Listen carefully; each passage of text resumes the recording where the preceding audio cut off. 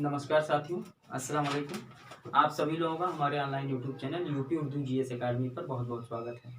साथियों, ज्योग्राफी विषय जो चल रहा था उसी में मैं आज ऐसा टॉपिक लेके आया हूँ कि वनडे एग्ज़ाम से लेकर के यूपी पीसीएस एग्ज़ाम तक क्वेश्चन यहाँ से पूछे जाते हैं। ये ऐसा कन्फ्यूजिंग भरा हुआ टॉपिक है कि लोग समझ नहीं पाते हैं और आगे बढ़ जाते हैं, फिर ये जो है वैसे कन्फ्यूजन बना रहता है। तो इसलिए मैंने सोचा कि ये जो कन्फ्यूजन है, चूंकि यहाँ से क्वेश्चन वनडे एग्जाम से लेकर के यूपी पीसीएस तक पूछे जाते हैं, इसलिए मैं इस टॉपिक को एकदम क्लियर करना चाहता हूँ। ध्यान से देखिएगा, अच्छे से समझिएगा। ये आप देख रहे हैं कि कुछ हमने बनाया है ब्लैक बोर्ड पे। इन सभी चीज़ों को हम आपको बारी बारी से समझाएंगे। साथियों, जो पहला है ये बुध ग्रह है। कौन सा? बुध ग्रह। बुध ग्रह, इसकी दिशा ऐसे है, ऊपर की तरफ हमने तीर लगाया ना, ऐसे, मतलब एंटी क्लॉकवाइज। क्लॉक ऐसे चलता है घड़ी, लेकिन इसकी दिशा ऐसे है, एंटी क्लॉकवाइज। तो बुध के बारे में लिखिए आप। बुध, ज्यादा कुछ नहीं लिखना है बुध के बारे में, बस थोड़ा सा ये लिखिए, सूर्य के सबसे समीप का ग्रह।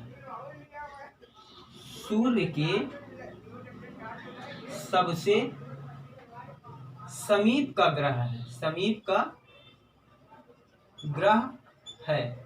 पहला पॉइंट हो गया ये। दूसरे पॉइंट में लिखिए, पहले पॉइंट में सूर्य के सबसे समीप का ग्रह है। दूसरे पॉइंट में लिखिए अधिकतम दैनिक तापांतर, यानी कि दिन में बहुत ज्यादा ताप रहता है। अधिकतम दैनिक तापांतर। सारे ग्रहों को हम बारी बारी से लिखवाएंगे और समझाएंगे। अधिकतम दैनिक तापांतर। एंटीवाइज, क्या? एंटीवाइज परिक्रमा। एंटीवाइज परिक्रमा करता है ये। किसका? सूर्य का। सूर्य का परिक्रमा ये एंटीवाइज करता है। तो मैं कह रहा था सूर्य का परिक्रमा ये एंटी क्लॉकवाइज करता है। Anti clockwise, anti clockwise, anti clockwise करता है सूर्य का परिक्रमा। ऊपर से घड़ी की सुई ऐसे चलती है और ये ऐसे परिक्रमा करता है। तो अगला पॉइंट इसी में लिखिए, इसके पास कोई उपग्रह नहीं है। इसके पास कोई उपग्रह नहीं है। कोई उपग्रह नहीं है। इसके पास कोई उपग्रह नहीं है। बस, अब आगे चलिए। बुध के बाद से जो दिख रहा है ये, इसके बारे में। बुध के बाद साथियों शुक्र। शुक्र ये कैसे परिक्रमा करता है? देखिए, ये क्लॉकवाइज परिक्रमा करता है। तो सबसे पहले यही लिख लीजिए, क्लॉकवाइज परिक्रमा। ये क्लॉकवाइज परिक्रमा करता है सूर्य की। और कुछ इसकी विशेषताएं हैं शुक्र की। सबसे गर्म ग्रह है, सबसे गर्म ग्रह। और इसकी विशेषता है पृथ्वी के सबसे नजदीक है। पृथ्वी के सबसे नजदीक ग्रह है। पृथ्वी के सबसे नजदीक ग्रह है। शुक्र के बारे में लिखा है, पृथ्वी के सबसे नजदीक ग्रह है।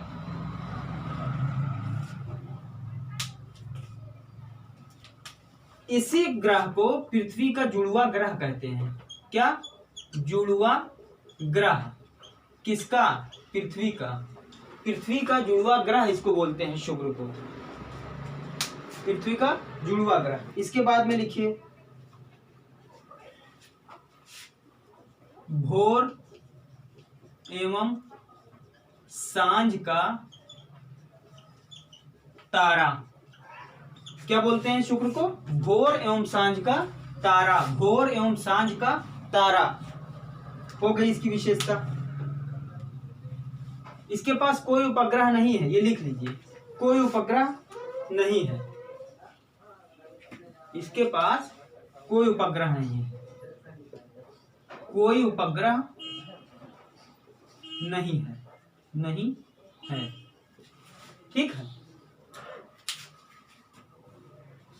तो ये शुक्र की हो गई तारीफ।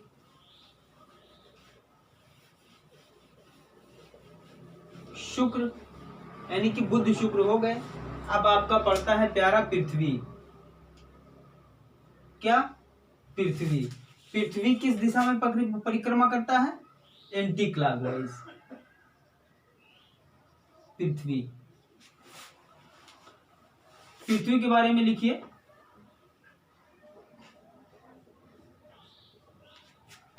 एंटी क्लॉकवाइज, एंटी क्लॉकवाइज सूर्य की परिक्रमा। ठीक है, एंटी क्लॉकवाइज सूर्य की परिक्रमा।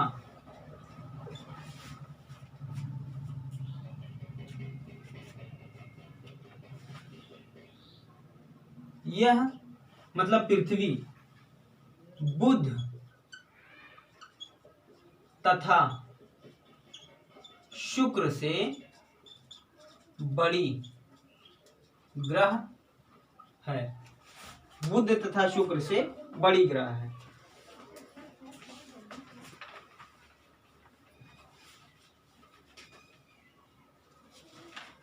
इसी में लिखिए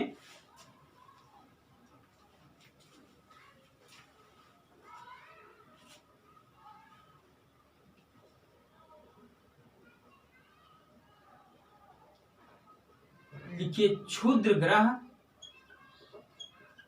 क्षुद्र ग्रह भी आएगा आगे, हम बताएंगे। क्षुद्र ग्रह से पहले ग्रहों का क्षुद्र ग्रह से पहले ग्रहों का आंतरिक भाग ठोसीय है। ठोसीय है। ये क्षुद्र ग्रह है साथियों। क्षुद्र ग्रह से पहले जितने भी ग्रह हैं उनका आंतरिक भाग ठोस है, इसीलिए मैंने बीच बीच में काला कर दिया है। और क्षुद्र ग्रह से बाद वाले ग्रहों का आंतरिक भाग गैसीय है। तो पृथ्वी के बारे में बस इतना ही। अब आगे चलते हैं। पृथ्वी तो अपनी है, जब पृथ्वी पढ़ाएंगे ही, पढ़ा ही रहे हैं भारत भूगोल। तो पृथ्वी के बाद फिर है, पृथ्वी के बाद है मंगल ग्रह।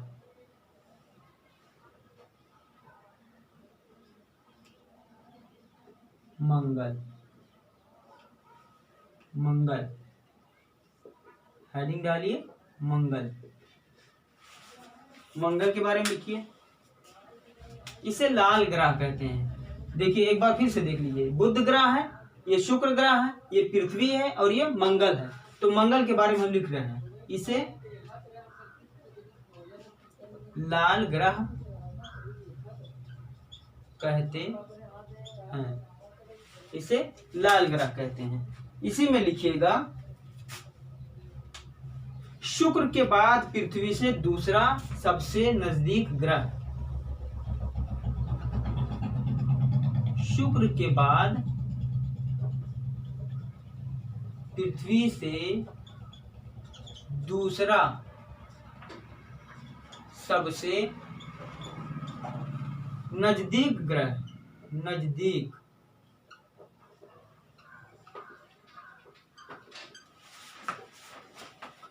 पृथ्वी है। ये पृथ्वी से सबसे नजदीक शुक्र था, अभी हमने लिखवाया शुक्र।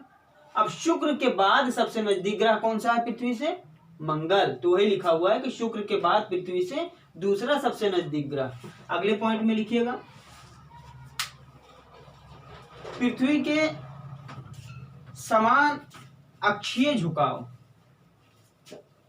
पृथ्वी के समान अक्षीय झुकाव के कारण यहाँ भी 4 ऋतुएं पाई जाती हैं। जिस तरह से पृथ्वी 23.5 अंश पे झुकी हुई है, जिस तरह से पृथ्वी, देखिए पृथ्वी है ये ना, और ये 23.5 अंश पे झुकी हुई है पृथ्वी। मतलब ये जो रेखा है ये पृथ्वी का ये ऐसे है, ये ऐसे, ये 23.5 अंश पे पृथ्वी झुकी हुई है। 23.5 अंश पे पृथ्वी झुकी हुई है, तो 4 ऋतुएं पाई जाती हैं। इसी तरह से मंगल भी अपने अक्ष के परितः 23.5 अंश पे झुका हुआ है, तो इस यही लिखा हुआ है कि पृथ्वी के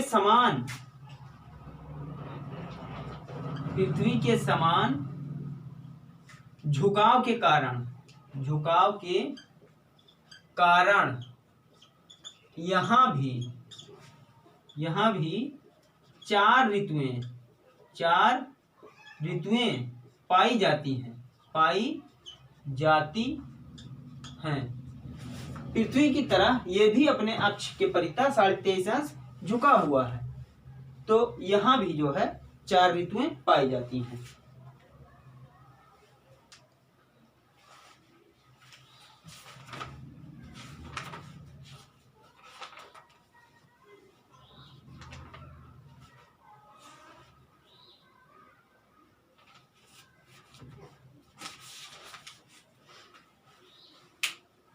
इसी में लिखिएगा साथियों, इसी में अभी इसकी विशेषता बाकी है।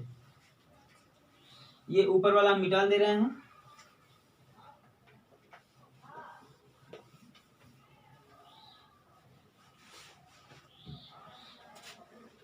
पृथ्वी जैसे अपने अक्ष पे झुकी हुई है ना, उसी तरह मंगल भी अपने अक्ष पे झुका हुआ है। इसी तरह समान दोनों झुके हुए हैं, तो यहाँ भी 4 ऋतुएं पाई जाती हैं मंगल ग्रह पे भी। इसकी अगली विशेषता है,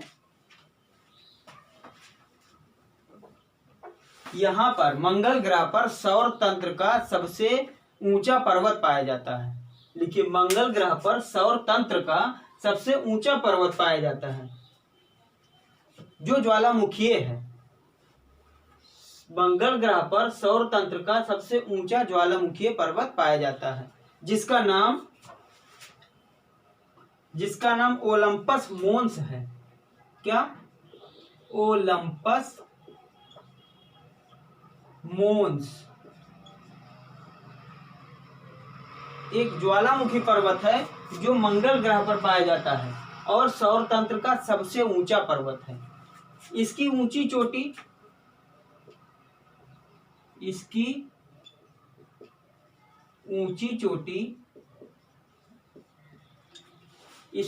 चोटी का नाम निक्स ओलंपिया है। क्या है? निक्स ओलंपिया।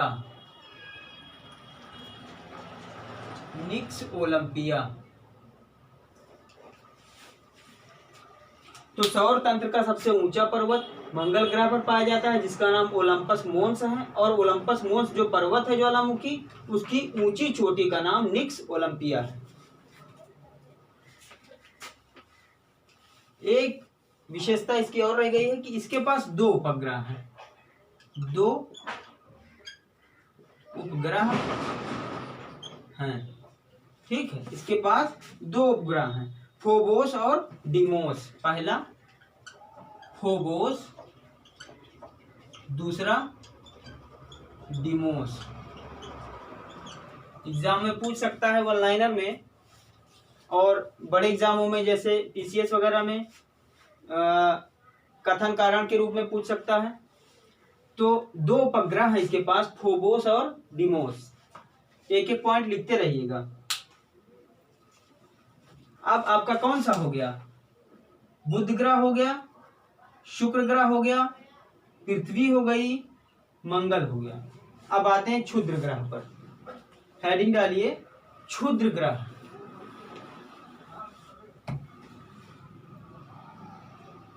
क्षुद्र ग्रह, क्षुद्र ग्रह, इसके बारे में लिखिए। मंगल एवं बृहस्पति की कक्षा के मध्य, मंगल एवं बृहस्पति, ये बृहस्पति है।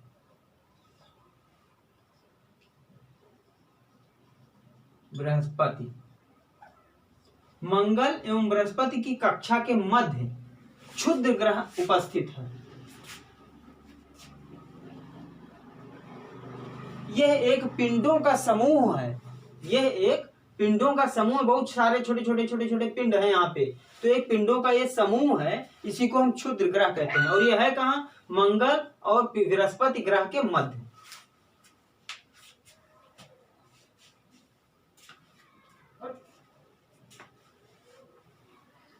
ये आपस में संयुक्त नहीं है, मतलब आपस में एकदम चिपके हुए नहीं है, अलग अलग हैं, अलग अलग है, ये दूर दूर है, दूर दूर। ये क्षुद्र ग्रह, बस क्षुद्र ग्रह इतनी ही छोटी सी तारीफ। अब यहाँ पे लिखिए बृहस्पति।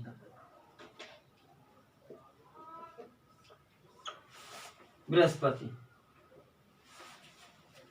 बृहस्पति की विशेषताओं में ये सबसे बड़ा ग्रह है। देख लीजिए सभी ग्रहों में सबसे बड़ा कौन दिख रहा है, यही तो दिख रहा है। तो लिखिए सबसे बड़ा, सबसे बड़ा ग्रह। इसकी एक विशेषता तो यही हो गई कि सबसे बड़ा ग्रह है। उसके बाद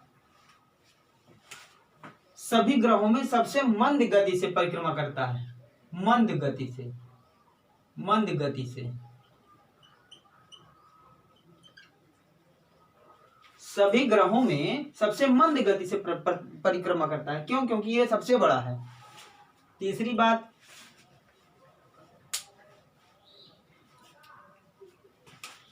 इसका जो वायुमंडल है वो मीथेन और अमोनियम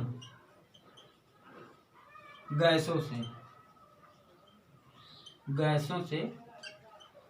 निर्मित है। मीथेन और अमोनियम गैसों से निर्मित है क्या? वायुमंडल। वायुमंडल किसका? इसका, बृहस्पति का। ये हो गया। इसी में आगे लिखिएगा, ये हम मिटा रहे हैं।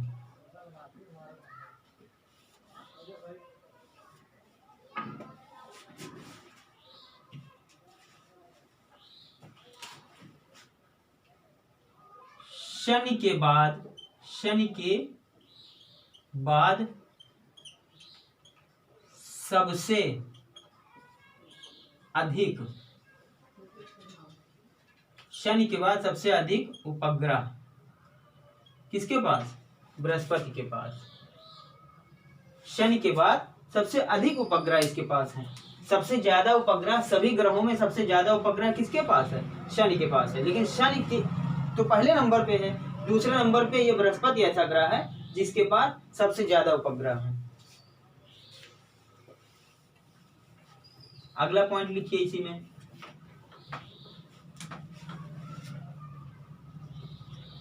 प्रसिद्ध उपग्रह। इसका एक प्रसिद्ध उपग्रह है, उसका नाम गैनीमाड है। क्या है? गैनीमाड। गैनीमाड प्रसिद्ध उपग्रह गैनीमाड है। किसका? बृहस्पति का। और पूरे सौर तंत्र का सबसे बड़ा उपग्रह है। पूरे सौर तंत्र का सबसे बड़ा उपग्रह है गैनीमाड, जो किसके पास है? बृहस्पति के पास है। इसी में एक इसकी और भी है,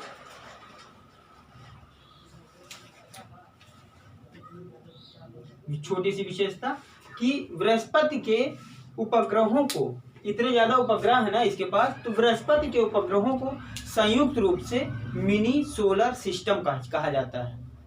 बृहस्पति के उपग्रहों को संयुक्त रूप से मिनी सोलर सिस्टम कहा जाता है।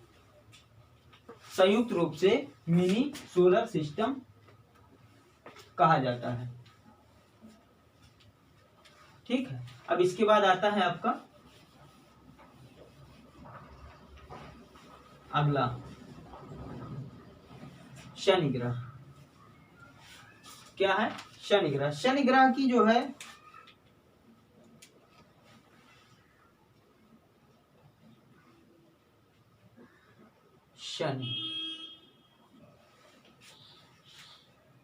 शनि ग्रह। अब इसके बारे में इसकी जो है कुछ विशेषता लिख लीजिए। विभिन्न ग्रहों में न्यूनतम घनत्व वाला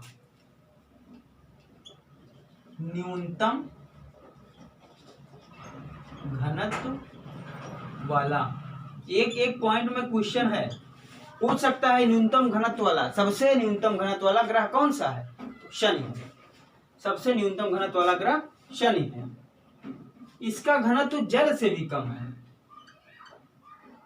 इसका घनत्व जल से भी कम है, दिख रहा है कि नहीं, इसका घनत्व तो जल से भी कम है। इसमें रिंग्स यानी कि वलयनुमा संरचना पाई जाती है शनि ग्रह में। शनि ग्रह में वलयनुमा संरचना पाई जाती है। शनि ग्रह में वलयनुमा संरचना पाई जाती है।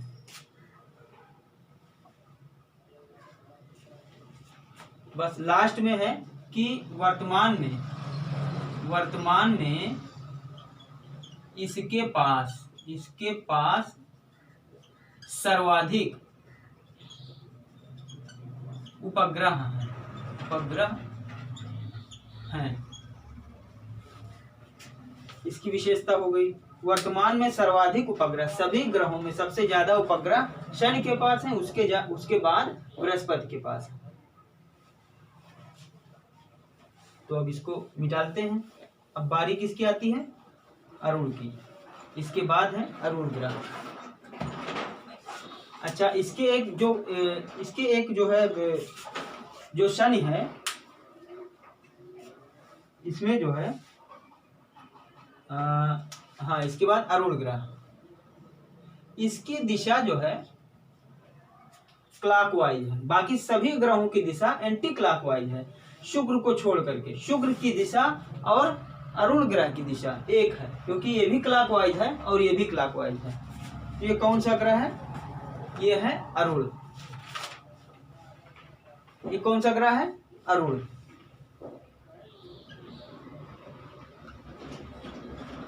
अरुण। अब अरुण के बारे में लिख लीजिए।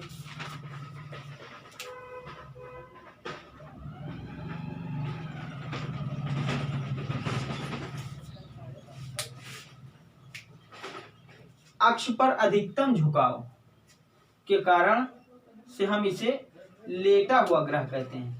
इसका जो झुकाव है ना अक्ष पर, वो सबसे ज्यादा है। ये एकदम से ये लेटा हुआ, पृथ्वी तो अपने अक्ष के परितः कम झुकी है, जो भी 21 साढ़े 23 झुकी है, लेकिन इसका जो झुकाव अपने अक्ष के परितः सबसे ज्यादा है। तो इसलिए इसको क्या कहते हैं? अक्ष पर सर्वाधिक झुकाव के कारण इसे लेटा हुआ ग्रह कहते हैं। हो गया। अक्ष पर सर्वाधिक झुकाव के कारण इसे लेटा हुआ ग्रह कहते हैं। झुकाव के कारण ही सूर्य ध्रुव से ध्रुव की ओर जाता है। इतना ज्यादा ये झुका हुआ है कि इसका जो, चूंकि ये सूर्य की परिक्रमा करता है ना क्लॉकवाइज, तो सूर्य इसका ध्रुव से ध्रुव की ओर जाता है। अगला पॉइंट लिख लीजिए।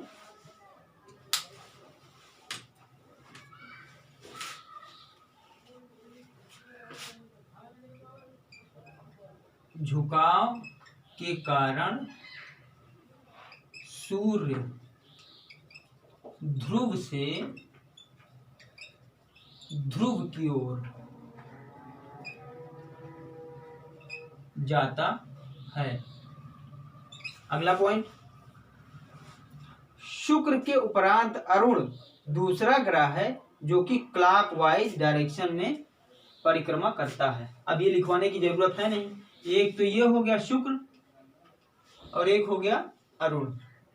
तो शुक्र के बाद अरुण दूसरा ग्रह है जो अपना परिक्रमा कैसे करता है? क्लॉकवाइज। बाकी सारे ग्रह एंटी क्लॉकवाइज करते हैं। एंटी क्लॉकवाइज देखिए, तो इससे ये पता चल जाएगा कि कौन कौन से ग्रह एंटी क्लॉकवाइज परिक्रमा करते हैं और कौन कौन से ग्रह क्लॉकवाइज। ठीक है। अब इसके बाद आता है अरुण ग्रह के बाद वरुण। और ये जो क्षुद्र ग्रह है ना, ये भी क्लॉकवाइज करता है। ये ऐसा नहीं है कि तीर नहीं लगाए हैं तो आप समझें कि ये रुका हुआ है, नहीं, ये भी एंटी क्लॉकवाइज परिक्रमा करता है। इसके बाद आता है वरुण ग्रह। कौन सा? वरुण ग्रह।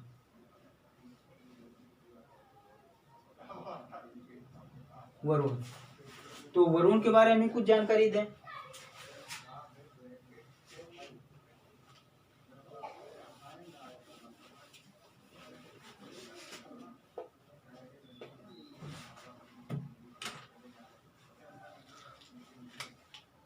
अच्छा, जैसे शनि में हमने कहा था वलयाकार संरचना पाई जाती है, ठीक उसी तरह से अरुण में भी वलयाकार संरचना पाई जाती है। अब यहां लिखिए वरुण। वरुण की एक विशेषता है छोटी सी, सौर मंडल का सबसे बाहरी, लिखिए सौर मंडल का सबसे बाहरी ग्रह है। क्या? सबसे बाहरी ग्रह, सबसे बाहरी ग्रह है ये, इसकी ये विशेषता है। एक और विशेषता है, इसे अरुण के साथ मिलाकर जुड़वा ग्रह बोला जाता है। इसे अरुण ग्रह के साथ मिलाकर जुड़वा ग्रह बोला जाता है। ठीक है।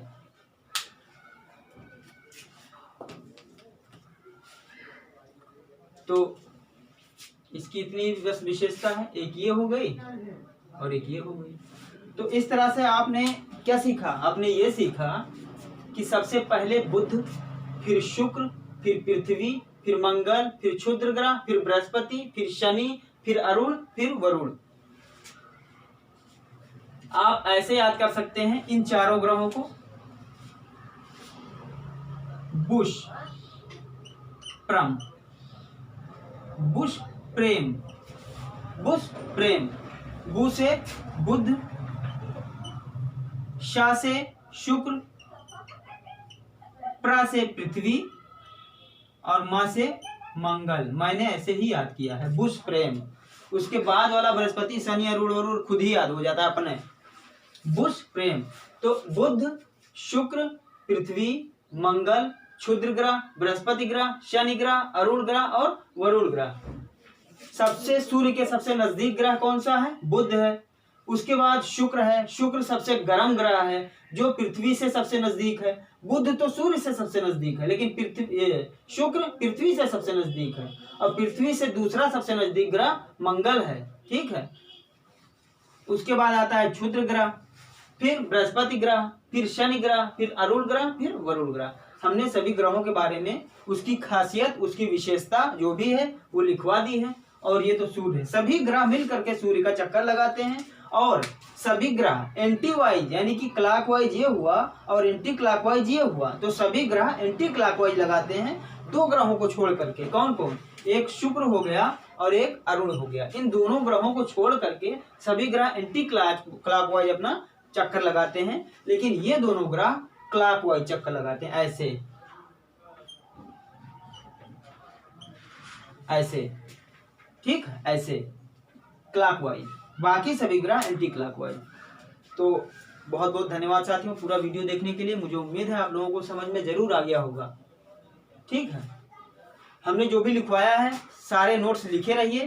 किसके पास कितना ग्रह है, किसके ग्रहों का क्या नाम है, सौर मंडल का सबसे ऊंचा पर्वत ज्वालामुखी पर्वत वो कहाँ है, उसका सबसे ऊंचा चोटी वो कौन सा है, उसका क्या नाम है, सब चीज आप ध्यान में रखिए और तैयारी करिए, मेहनत से पढ़िए। बहुत बहुत धन्यवाद, शुक्रिया।